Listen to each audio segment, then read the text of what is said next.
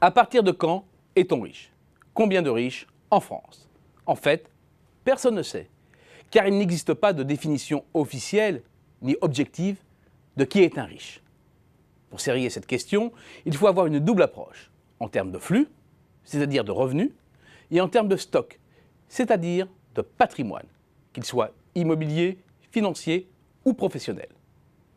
Côté revenus, pour être le plus ancré possible dans la réalité, c'est-à-dire de ce qu'un ménage ou un individu peut vraiment dépenser et épargner, il faut prendre l'ensemble des revenus d'activité nets des cotisations sociales, retirer les impôts directs, c'est-à-dire l'IR et les impôts locaux, et intégrer les prestations sociales, pension retraite, indemnité de chômage, APL, etc.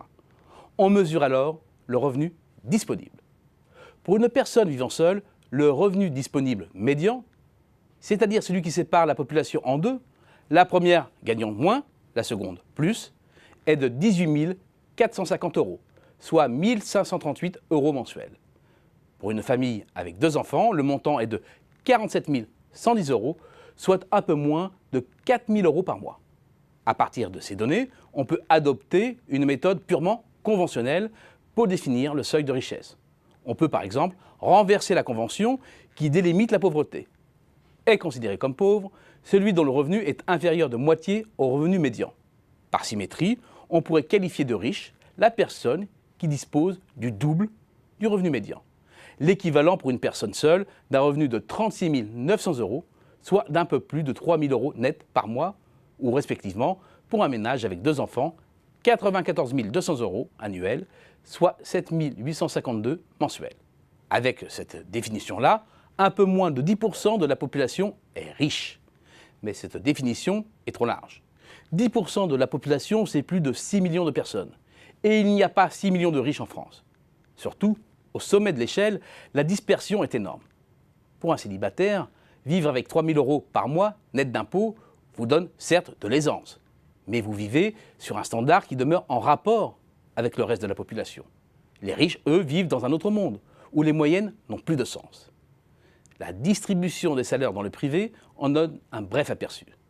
L'écart des rémunérations n'est pas proportionnel et plus on grimpe dans l'échelle des salaires, plus les écarts sont importants. En valeur absolue, il y a plus de différence à l'intérieur des 10% qui gagnent le plus qu'entre le premier et le 9e décile. C'est bien pourquoi il faut concentrer l'analyse sur les 1% les mieux lotis. Dans le privé, cela équivaut à un salaire annuel net supérieur à 100 000 €. Mais le salaire avant impôt, sans que soient pris en compte des revenus de la propriété, donne une vision trop partielle des choses. Bercy, dans ses données statistiques, identifie de son côté la tranche haute comme les revenus annuels fiscaux de référence supérieurs à 100 000 €, étalon à partir duquel on peut faire commencer la richesse pour un individu. 750 000 foyers fiscaux sont alors concernés. Compte tenu de la taille moyenne d'un foyer fiscal, le seuil de la richesse ressort à 170 000 € pour un foyer fiscal type. C'est précisément le seuil à partir duquel la courbe de distribution commence à prendre son envolée exponentielle, qui défie les lois de la gravité pour le commun des mortels. Selon nos estimations, cela concerne 565 000 personnes, soit l'équivalent de 0,9% de la population française. En dehors des revenus courants, il faut aussi observer le patrimoine.